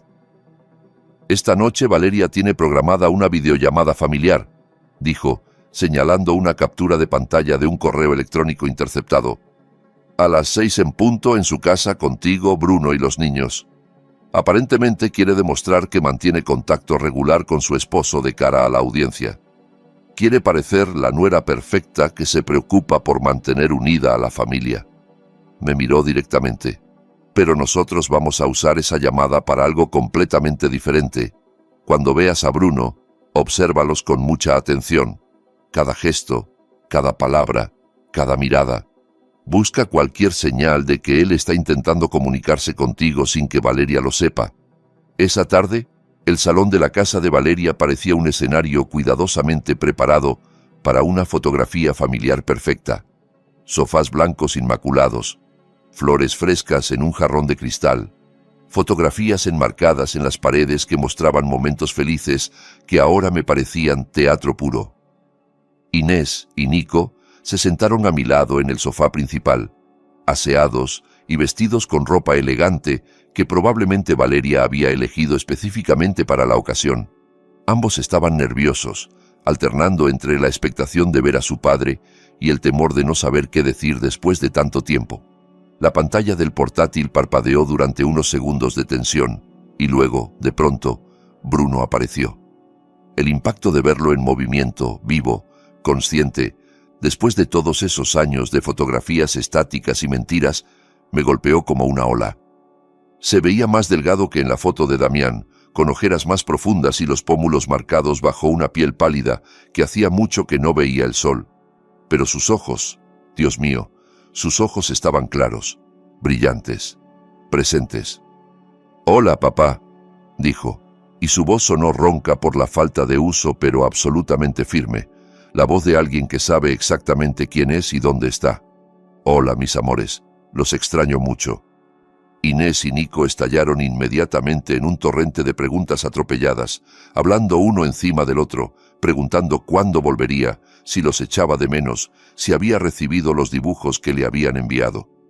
Bruno sonrió, y aunque la sonrisa estaba teñida de tristeza, era genuina. Les preguntó por el colegio con interés real, por los animales del rancho, por lo que habían aprendido a hacer desde la última vez que hablaron. Cada respuesta fue coherente, apropiada, presente. No había confusión ni desconexión. No había señales del daño cerebral severo que supuestamente lo incapacitaba. Entonces, cruzó la mirada conmigo por encima de las cabezas de los niños y vi algo que me dejó sin aliento. Un parpadeo deliberado, lento y repetido 3 veces. Un ligero golpecito de sus dedos contra su pecho, justo sobre el corazón. Un gesto que había compartido con Rosa cuando eran novios y querían decirse «te quiero», sin palabras, delante de otras personas. Y luego una microexpresión, tan breve que habría sido invisible para cualquiera que no la estuviera buscando, que decía con claridad absoluta «estoy aquí, estoy consciente, necesito que me veas de verdad». Valeria rondaba al fondo del encuadre durante toda la llamada, supervisando cada palabra, cada gesto, lista para intervenir si algo se salía del guión que había preparado. Bruno lo sabía. Por eso mantuvo la voz ligera y superficial para los niños, hablando de cosas sin importancia, pero sin apartar nunca los ojos de los míos cuando podía hacerlo sin que ella lo notara. Cuando la llamada terminó 20 minutos después, me quedé sentado en el sofá de la casa de Valeria, mientras los niños corrían a lavarse las manos para la cena, y la certeza cristalizó en mi pecho como hielo. Mi hijo no estaba enfermo. Nunca lo había estado. Estaba atrapado, sí. Prisionero, absolutamente. Pero su mente estaba intacta, su voluntad seguía viva, y acababa de decirme todo lo que necesitaba saber, sin pronunciar una sola palabra comprometedora. Esa misma noche, después de volver al rancho, Julián llamó con una noticia que me dejó helado. «Eduardo, tengo que contarte algo. Damián Soto, el hombre que te entregó el paquete en el mercado, ha muerto». «¿Qué? ¿Cómo?» «Accidente de tráfico hace 3 días. Coche único implicado, carretera comarcal poco transitada, a las 2 de la madrugada. Perdió el control del vehículo y chocó contra un árbol. La policía lo está clasificando como cansancio al volante o posible quedarse dormido. No hay testigos, no hay cámaras, no hay evidencia de otro vehículo involucrado». La voz de Julián estaba cargada de significado. 3 días después de entregarte ese paquete, Eduardo. No necesitaba que me dijera lo que ambos sabíamos. No fue casualidad, no fue un accidente. Damián había pagado con su vida por hacer lo correcto, por elegir la verdad cuando hubiera sido más fácil mirar hacia otro lado. La mañana de la audiencia amaneció fría y gris, con nubes bajas que cubrían el cielo como una manta de plomo. Me desperté antes del alba, después de una noche de sueño fragmentado y sueños inquietos en los que Rosa me hablaba desde algún lugar lejano que no podía ver. Me vestí con mi mejor traje, el mismo que había usado en su funeral, y conduje hacia la ciudad grande solo, saliendo del rancho cuando el sol era apenas una línea rosada en el horizonte. El viaje de 1 hora se me hizo eterno y brevísimo al mismo tiempo. El Palacio de Justicia del condado se alzaba entre edificios de oficinas como un monumento a la solemnidad del sistema legal, columnas de piedra caliza, escalinatas amplias, banderas ondeando en astas de bronce. Dentro, el edificio olía a madera vieja, a tinta de documentos y a siglos de decisiones que habían cambiado vidas. La sala del tribunal, con sus paneles de madera oscura y sus bancos de roble pulido, estaba claramente diseñada para intimidar. Techos de más de 6 metros, ventanales altos que dejaban entrar una luz blanca e inclemente, el estrado de la jueza elevado como un altar desde donde se administraba justicia. Valeria ya estaba sentada al otro lado del pasillo central cuando llegué, flanqueada por 3 abogados que consultaban documentos en voz baja. Su letrada principal, Beatriz Torralba, era una mujer de unos 40 años con el cabello negro recogido en un moño severo y un traje gris oscuro tan caro y afilado como su reputación. Valeria vestía un conjunto de azul marino conservador, sin joyas ostentosas, con una expresión cuidadosamente compuesta de preocupación genuina y pesar necesario. La nuera abnegada, obligada a tomar decisiones difíciles por el bien de toda la familia, me dieron ganas de vomitar. A las 9 en punto exactas, el alguacil pidió que todos nos pusiéramos en pie para recibir a la jueza Graciela Molina. Era una mujer de poco más de 60 años, con el cabello canoso recogido en un moño práctico y unos ojos grises que escanearon la sala con la precisión de alguien que ha visto de todo y no se deja impresionar fácilmente. Su reputación la precedía en los círculos legales, absolutamente justa, meticulosamente preparada y completamente alérgica a los juegos, las manipulaciones y las tácticas dilatorias. Si alguien intentaba tomarle el pelo, lo pagaba caro. Beatriz Torralba abrió la sesión con un tono de compasión ensayada que probablemente había practicado frente al espejo. Señoría, estamos aquí hoy por una preocupación genuina y seria sobre el evidente deterioro de la capacidad mental de don Eduardo Herrera. En los últimos meses, este hombre, que sin duda fue alguna vez un ciudadano respetable y capaz, ha mostrado signos alarmantes de declive cognitivo. Enumeró las supuestas evidencias una por una, como cuentas de un rosario de mentiras. Olvidos frecuentes durante citas médicas rutinarias. Ausencias inexplicables a compromisos sociales previamente acordados. Y lo más grave, acusaciones paranoicas e infundadas contra su propia nuera, a quien acusaba de haber secuestrado a su hijo cuando Bruno simplemente estaba recibiendo la atención médica especializada que su condición requería. Afirma que su hijo, que recibe tratamiento por un traumatismo cráneoencefálico severo en una residencia especializada, está siendo retenido ilegalmente. Asegura que su cariñosa nuera, que ha sacrificado años de su vida cuidando de los nietos mientras coordina el cuidado de su esposo, ha entrado repetidamente en su casa para robar documentos. Estas no son las palabras de un hombre en pleno uso de sus facultades mentales, señoría. Son los síntomas de un deterioro cognitivo que requiere intervención profesional inmediata. Presentó como evidencia las notas de la doctora Silvia Cruz, cuidadosamente seleccionadas para mostrar solo los momentos en que yo había parecido distraído o confundido durante las consultas, ignorando convenientemente las docenas de visitas en las que estaba perfectamente lúcido. Presentó declaraciones de vecinos anónimos que supuestamente me habían visto comportarme de forma errática. Presentó un análisis psicológico encargado por ella misma que sugería deterioro cognitivo progresivo consistente con duelo patológico no resuelto. Cada palabra era como una pequeña puñalada, la verdad retorcida hasta quedar irreconocible. Cuando finalmente terminó y llegó el turno de Julián, mi viejo amigo se levantó de su asiento con una calma que contrastaba enormemente con la agresividad teatral de la otra parte. «Señoría», comenzó, su voz grave resonando en la sala, «don Eduardo Herrera no es un anciano confundido que necesita protección de sí mismo. Es un hombre que ha destapado una trama criminal de proporciones considerables, y la señora Cáceres está intentando silenciarlo exactamente de la misma manera en que ya silenció a su propio esposo». Beatriz se levantó como impulsada por un resorte. «Protesto, señoría. Eso es una acusación difamatoria sin fundamento alguno». La jueza Molina levantó una mano sin apartar los ojos de Julián. «Voy a admitir la línea de argumentación. Quiero ver a dónde lleva. Continúe, licenciado Robles. Julián asintió y se dirigió hacia la mesa donde Diego había preparado el equipo. Conectó su portátil a la pantalla grande de la sala con una parsimonia que me calmó los nervios. Sabía lo que venía. Lo habíamos ensayado docenas de veces. Pero verlo desplegarse en vivo, frente a la jueza, frente a Valeria, era completamente diferente. Señoría, lo que voy a mostrar son grabaciones de seguridad obtenidas del sistema de vigilancia instalado en la propiedad de don Eduardo Herrera. El sistema fue instalado por la difunta esposa de mi cliente hace 4 años, antes de su fallecimiento, precisamente porque tenía sospechas sobre el comportamiento de su nuera. El primer vídeo llenó la pantalla de la sala. Marca de fecha, noviembre del año anterior.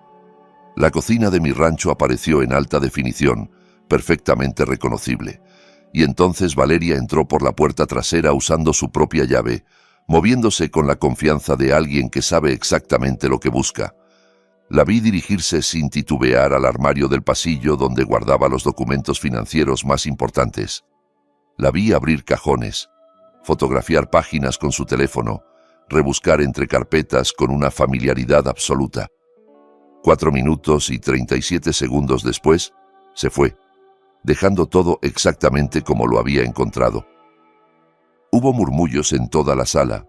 Vi a varios de los espectadores intercambiar miradas de incredulidad. Un segundo vídeo, otra fecha, el mismo patrón metódico.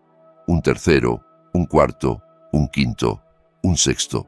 6 grabaciones a lo largo de 14 meses, cada una mostrando a Valeria moviéndose por diferentes partes de mi casa como una profesional, documentando sistemáticamente todo lo relacionado con nuestros bienes familiares.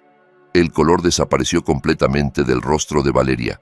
Por primera vez desde que la conocía, la vi perder el control de su expresión durante varios segundos antes de recuperar la compostura. Beatriz se apresuró a reaccionar. Señoría, la señora Cáceres tiene llave de esa casa y permiso implícito para entrar. Es miembro de la familia.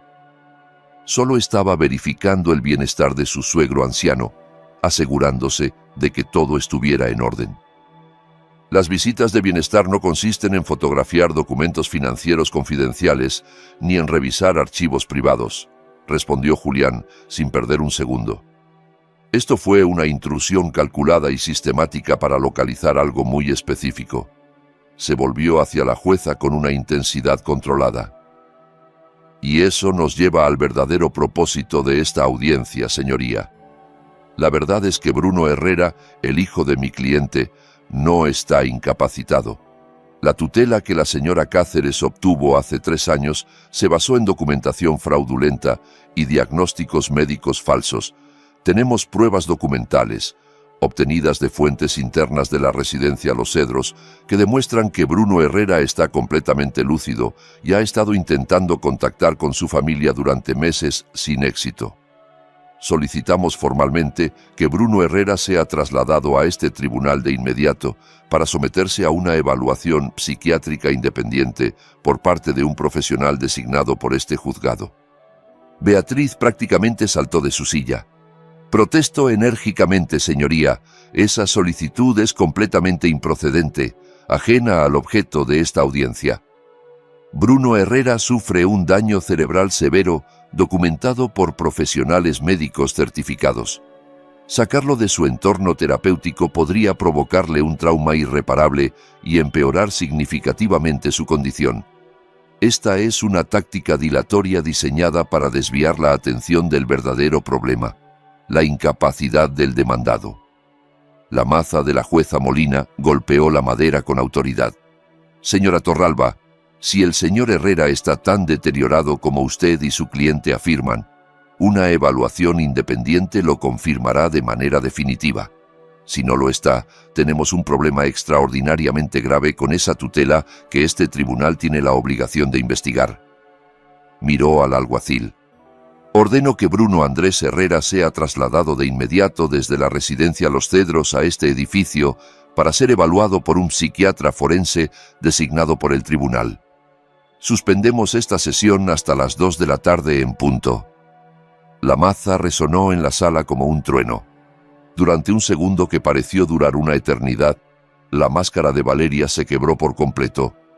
Vi pánico real en sus ojos, el terror de un depredador que de repente se encuentra atrapado.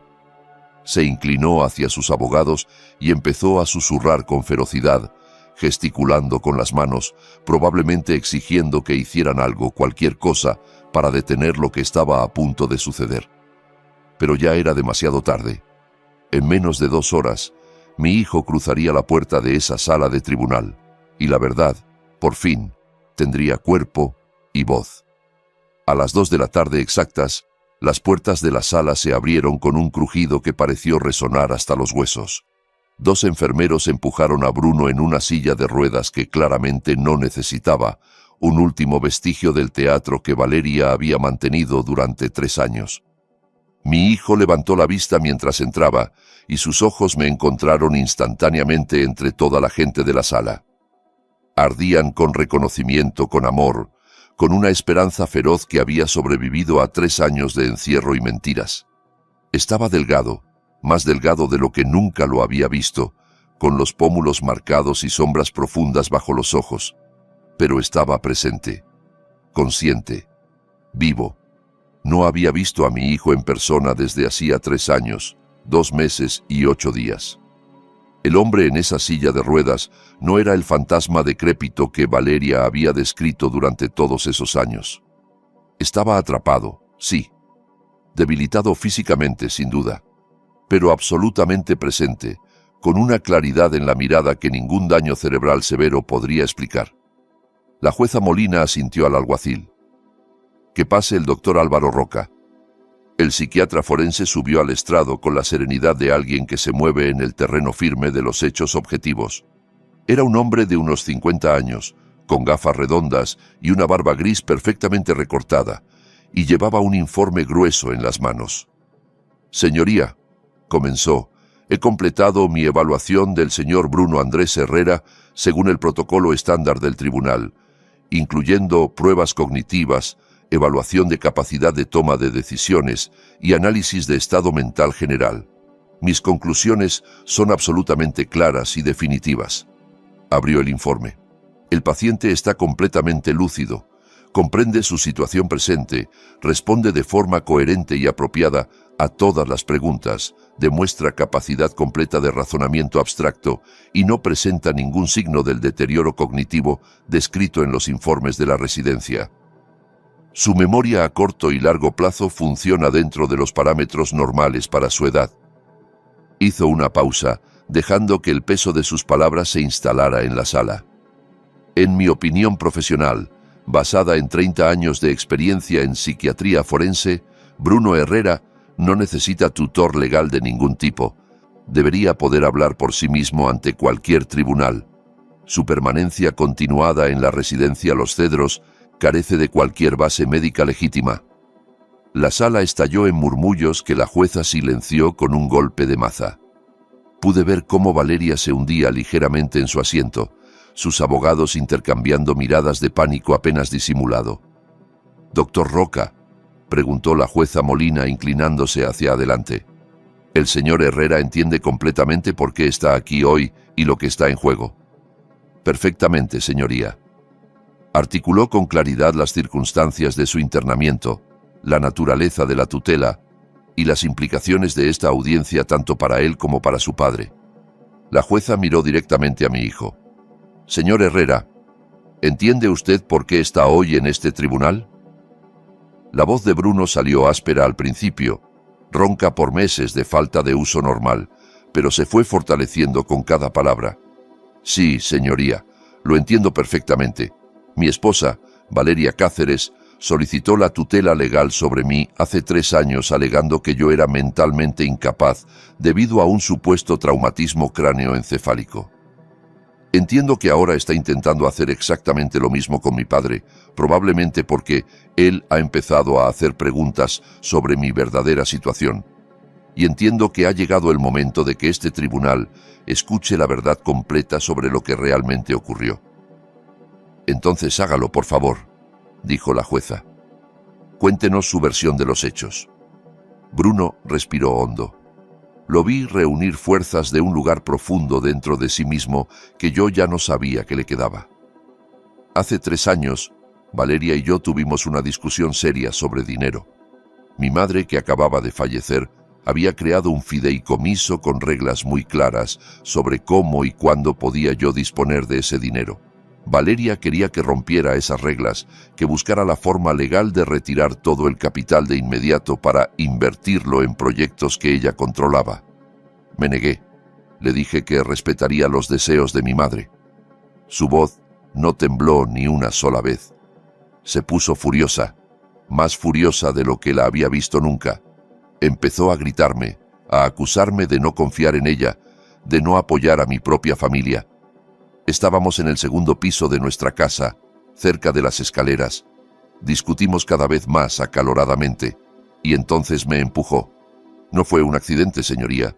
Me empujó deliberadamente y caí por las escaleras. El silencio en la sala era absoluto. Nadie se movía, nadie respiraba. Me desperté en el hospital 3 días después con un golpe en la cabeza, confundido sobre lo que había pasado. Cuando por fin recuperé la claridad mental, descubrí que Valeria ya había conseguido la tutela legal completa sobre mí. Les había dicho a los médicos que yo tenía delirios, que era violento, que había intentado agredirla antes de caer accidentalmente. Intenté explicarle la verdad al personal de la residencia, pero el doctor Noguera dijo que todo eran historias inventadas por el trauma, síntomas de mi supuesta lesión cerebral. Cada vez que intentaba enviar un mensaje al exterior, cada vez que pedía hablar con mi padre o con mis hijos, me decían que no era posible, que las comunicaciones estaban restringidas por razones médicas. Sus ojos brillaban con lágrimas contenidas. He estado prisionero 3 años, señoría. No en una cárcel con barrotes, sino en una residencia de lujo con enfermeros sonrientes y jardines bien cuidados, mientras mi esposa vaciaba mis cuentas bancarias, se hacía con el control de todos mis bienes y registraba la casa de mi padre buscando la forma de quedarse con todo lo demás. Beatriz Torralba se levantó con el rostro demudado. Esto es el manual clásico de las falsas memorias postraumáticas, protestó, aunque su voz había perdido la confianza anterior. El paciente está describiendo un recuerdo reconstruido, probablemente inducido por el shock emocional de ser traído aquí. Es un síntoma bien documentado de lesiones cerebrales graves, la creación de narrativas alternativas para dar sentido a... Julián la cortó con una calma afilada como un bisturí. Señoría, nos falta una última pieza de evidencia. Hizo una señal a Diego, que manipuló el equipo. Este audio fue grabado en el pasillo de este mismo edificio hace aproximadamente 90 minutos, durante el receso de la mañana. En la pantalla apareció una onda de sonido, y luego los altavoces de la sala cobraron vida. Era la voz de Valeria, perfectamente reconocible, capturada mientras se enfrentaba a mí en lo que ella creía que era una conversación privada en un rincón del vestíbulo. Diego había estado a mi lado durante todo el encuentro, discretamente grabando cada palabra. Deberías haber firmado lo que necesitaba, Eduardo. Deberías haberte quedado tranquilo, confundido y obediente, como un buen suegro anciano. No tenías que meterte donde nadie te llamaba. Bruno nunca fue suficiente, nunca fue tan ambicioso ni tan inteligente como debía ser. Cuando se cayó por las escaleras, vi una oportunidad: proteger la herencia de mis hijos de su incapacidad. Asegurarme de que todo quedara en manos competentes. Me obligaste a tomar medidas que no quería tomar, Eduardo. Me obligaste a hacer esto. Tú tienes la culpa de todo lo que pase ahora.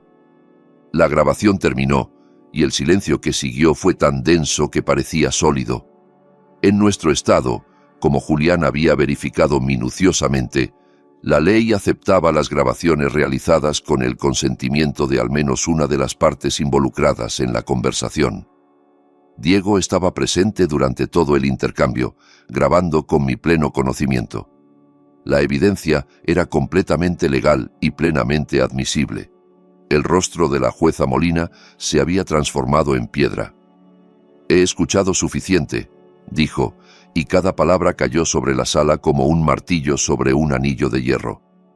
la tutela de Bruno Andrés Herrera queda anulada con efecto inmediato, en su totalidad. La solicitud presentada por la señora Valeria Cáceres respecto a la competencia mental de don Eduardo Herrera se desestima con prejuicio absoluto. Continuó sin pausa, su voz ganando intensidad. Ordeno el alta inmediata de Bruno Herrera de la residencia Los Cedros. Ordeno la congelación de todas las cuentas bancarias y bienes a nombre de Valeria Cáceres hasta que se complete una investigación exhaustiva. Asimismo, ordeno la apertura de una investigación criminal urgente sobre la señora Valeria Elena Cáceres Montalvo por fraude en la obtención de tutela legal, explotación financiera de una persona vulnerable, secuestro mediante abuso de proceso legal y posible intento de homicidio. Señora Cáceres, queda usted detenida preventivamente hasta que un juez de instrucción determine si procede su procesamiento formal. Alguacil, proceda. El golpe de la maza resonó en la sala como el trueno final de una tormenta que por fin se disipa. Vi cómo dos alguaciles se acercaban a Valeria mientras sus abogados protestaban inútilmente. Vi cómo le colocaban las esposas en las muñecas, cómo la expresión de pánico en su rostro se transformaba en algo más oscuro, más frío. Y entonces dejé de mirarla porque ya no importaba. Me levanté de mi asiento y caminé hacia mi hijo, que se había puesto de pie de la silla de ruedas que nunca había necesitado. Nos abrazamos en medio de esa sala de tribunal, con las cámaras de los periodistas parpadeando a nuestro alrededor, y por primera vez en más de 3 años sentí que podía respirar de verdad. «Estoy en casa, papá», susurró Bruno contra mi hombro. «Por fin estoy en casa». 6 meses después del juicio, la vida había encontrado un nuevo ritmo en el rancho. Bruno y los niños se habían mudado permanentemente a la casa donde él había crecido, ocupando las habitaciones que habían permanecido vacías durante demasiado tiempo. La propiedad, que se había sentido como un mausoleo desde la muerte de Rosa, volvía a llenarse de vida. Risas de niños corriendo por los campos, la voz de Bruno leyendo cuentos antes de dormir, el sonido de conversaciones durante las cenas familiares, el ruido suave, casi tímido, de la sanación en progreso. Las consecuencias legales del juicio llegaron rápidas y sin contemplaciones. Valeria fue procesada por múltiples cargos: fraude en la obtención de tutela legal, explotación financiera de persona vulnerable, secuestro mediante abuso de proceso legal, conspiración para cometer fraude y tentativa de homicidio. El juicio duró 3 semanas y atrajo la atención de medios nacionales. Cuando el jurado emitió su veredicto de culpabilidad en todos los cargos, sentí que Rosa estaba en algún lugar, observando, asintiendo con satisfacción. La sentencia fue de 15 años de prisión federal sin posibilidad de libertad anticipada. Pero las consecuencias no terminaron ahí. La investigación sobre Los Cedros se extendió como fuego en rastrojo seco, revelando una red de corrupción que iba mucho más allá de un solo caso. El doctor Fabio Noguera fue arrestado junto con 3 miembros del personal administrativo por conspiración, fraude médico y explotación de personas vulnerables. Las autoridades identificaron al menos 12 pacientes más en circunstancias similares a las de Bruno. Personas perfectamente capaces, ocultas del mundo por familias que buscaban controlar sus bienes, mantenidas prisioneras mediante diagnósticos falsos y sistemas de tutela manipulados. Todos fueron liberados. Las tutelas fueron revisadas una por un tribunal especial. Familias que habían perdido a sus seres queridos durante años, los recuperaron. La residencia cerró sus puertas para siempre y el edificio permanece vacío mientras continúan las investigaciones. Paula Noriega recibió inmunidad completa a cambio de su testimonio exhaustivo y ahora trabaja en una organización sin fines de lucro que lucha por la reforma del sistema de tutelas a nivel nacional. Su valentía al entregar esas pruebas, sabiendo el riesgo que corría, probablemente salvó docenas de vidas. La familia de Damián Soto supo finalmente la verdad completa sobre lo que su esposo y padre había hecho. Fui personalmente a visitarlos un mes después del juicio, llevando conmigo copias de todos los documentos que probaban su papel crucial en el caso. Me senté en su modesta sala con su viuda y sus 2 hijos adolescentes y les conté cómo un repartidor valiente había arriesgado todo para hacer lo correcto. Les dije que sin el paquete que Damián me entregó aquella mañana en el mercado, Bruno seguiría encerrado y Valeria seguiría libre. Les dije que les debíamos todo, que su sacrificio no sería olvidado. La viuda de Damián lloró, pero también sonrió por primera vez desde la muerte de su esposo. Él siempre decía que la verdad importaba, me dijo, aunque costara, aunque doliera. La verdad importaba más que cualquier otra cosa. La investigación sobre la muerte de la periodista Karina Duque fue reabierta oficialmente, aunque hasta ahora nadie ha sido formalmente acusado. Los investigadores encontraron conexiones entre los cedros y una red más amplia de residencias similares operando bajo el mismo modelo de explotación, pero el caso sigue abierto. Bruno volvió definitivamente al rancho 3 días después de la audiencia, todavía débil pero con una determinación que me recordaba a Rosa cuando se proponía algo. Inés y Nico se quedaron una semana más con familiares cercanos mientras empezábamos a organizar su transición y el inicio de la terapia familiar. La adaptación fue más difícil para ellos que para cualquiera de nosotros. Su madre estaba en prisión. Su padre, que durante 3 años había sido solo una voz ocasional en videollamadas controladas, de repente era una presencia real y constante en sus vidas. Y su abuelo, que siempre les había parecido un viejo tranquilo y algo despistado, se había revelado de pronto como un luchador que había movido cielo y tierra para recuperar a su familia. Pero poco a poco, día a día, la vida encontró un nuevo equilibrio. Bruno se hizo cargo progresivamente de las tareas del rancho: reparar cercas que habían quedado descuidadas, supervisar el cuidado del ganado, recorrer los campos al atardecer como hacía de joven. Su cuerpo recordaba ese trabajo físico, aunque su mente todavía luchaba por procesar 3 años perdidos. Hubo terapia para todos nosotros: sesiones individuales, sesiones familiares, espacios para hablar de lo que no podíamos nombrar durante años, para llorar lo que habíamos perdido, para empezar a imaginar un futuro diferente. La reconstrucción no llegó en forma de grandes momentos dramáticos, sino de pequeños gestos cotidianos que fueron acumulándose como gotas de agua hasta llenar un pozo vacío. Desayunos de panqueques los domingos por la mañana, con Nico cubierto de harina y riéndose, mientras Bruno le enseñaba a darles la vuelta en la sartén. Tardes ayudando a Inés con las tareas del colegio, descubriendo que había heredado la inteligencia aguda de su padre. Cuentos antes de dormir que Bruno tuvo que reaprender a contar, recordando las historias que Rosa le había leído a él cuando era niño. Paseos por los campos mientras el sol se ponía, hablando de todo y de nada, reconectando los hilos que Valeria había intentado cortar para siempre. Inés fue quien más sufrió durante esos primeros meses.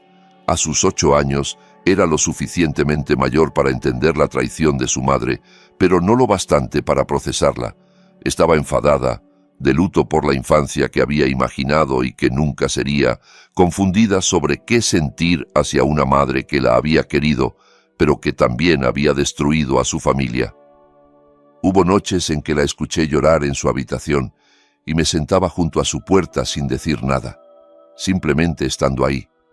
Otras noches venía ella misma a mi cuarto, se acurrucaba junto a mí en el sillón donde Rosa solía leer y me pedía que le contara historias sobre su abuela, sobre cómo era Bruno de pequeño, sobre los días buenos antes de que todo se rompiera.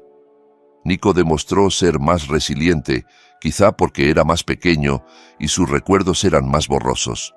Para él, tener a su padre en casa era simplemente maravilloso, sin las complicaciones que atormentaban a su hermana mayor. Corría por los campos con su camión de juguete rojo, el mismo que había pertenecido a Bruno décadas atrás, y cada tarde arrastraba a su padre a jugar con él hasta que oscurecía. Las cenas en familia, con las manos pasando platos de un lado a otro de la mesa, con el repaso de cómo había ido el día de cada uno, fueron cosiendo poco a poco lo que Valeria había intentado desgarrar. No éramos la familia que habíamos sido antes, nunca podríamos serlo. Pero estábamos construyendo algo nuevo sobre las cenizas de lo viejo, algo que, quizá, con el tiempo, sería incluso más fuerte. Una tarde de otoño, medio año exacto después del juicio, estaba sentado en el porche viendo el atardecer extenderse sobre los campos en tonos de oro y púrpura.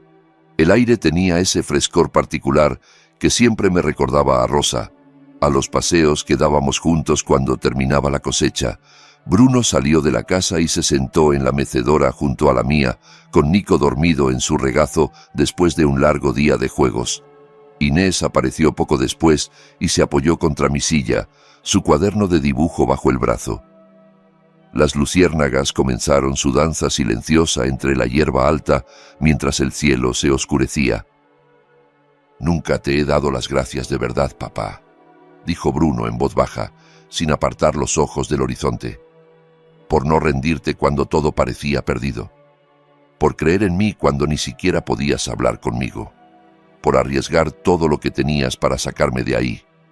Le apreté el hombro con la mano, sintiendo bajo mis dedos la solidez de su presencia real después de tantos años de ausencia. «Eres mi hijo. Rendirme nunca fue una opción, ni por un segundo». Dentro de la casa, sobre la repisa de la chimenea, la foto de Rosa nos observaba junto a su carta enmarcada. Me sabía de memoria cada palabra que había escrito. «Lucha por nuestro hijo Eduardo. Eres más fuerte de lo que crees». No había vencido con violencia, ni con dinero, ni con poder político. Vencimos porque nos negamos a aceptar las mentiras cómodas que nos ofrecían, porque escuché esa incomodidad en el estómago cada vez que algo no cuadraba y decidí, finalmente, dejar de ignorarla. Porque di un paso cada día, incluso cuando todo parecía imposible, incluso cuando las amenazas llegaban por teléfono y los obstáculos se multiplicaban. La verdad ganó al final. La justicia llegó, aunque tardara años. No de forma estruendosa ni celebrada en portadas de periódicos, sino aquí, en silencio, en la risa de mi hijo que vuelve a sonar por la casa, en la mirada que recupera la luz en mis nietos, en el rancho que sigue en pie a pesar de las manos que quisieron robarlo. «Abuelo», la voz de Inés interrumpió mis pensamientos. «¿Nos cuentas una historia? Una de las de antes, de cuando papá era pequeño». Sonreí y la atraje hacia mí. Había una vez un hombre que creía entenderlo todo sobre su familia, que pensaba que conocía a las personas que lo rodeaban. Les conté una versión cuidadosamente editada de todo lo que había pasado. Un padre valiente encerrado injustamente por personas malas, un abuelo testarudo que se negó a darse por vencido, y una verdad que al final, después de mucho luchar, triunfó sobre las mentiras. No les hablé de las amenazas, ni de los accidentes que no fueron accidentes, ni de la oscuridad que habíamos tenido que atravesar. Algún día, cuando sean mayores, sabrán todos los detalles. Aquella noche, solo necesitaban esperanza. Solo necesitaban saber que el bien puede ganar si luchas por él. Las estrellas empezaron a aparecer una por una en el cielo oscuro. Las luciérnagas seguían parpadeando entre la hierba como pequeñas promesas de luz. Nico dormía pacíficamente en los brazos de su padre. Inés se había acurrucado contra mi costado, escuchando mi voz, mientras el sueño empezaba a vencerla. Estábamos juntos, los cuatro, bajo el cielo que había cubierto este rancho durante generaciones. Mirando hacia atrás ahora, en esta historia que es absolutamente real, veo a un hombre que estuvo a punto de perderlo todo por elegir la comodidad en lugar de la verdad. Durante 3 años ignoré las señales, acepté las explicaciones convenientes, creí las mentiras porque enfrentarlas parecía demasiado difícil. No seas como yo.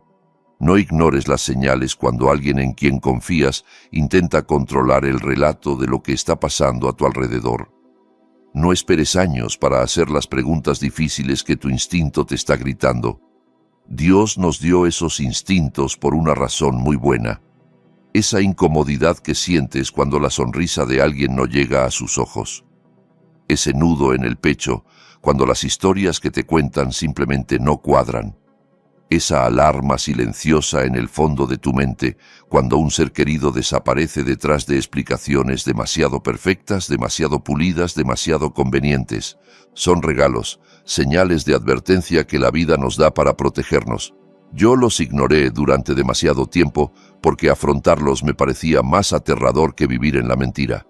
Estuve a punto de perder a mi hijo para siempre por esa cobardía.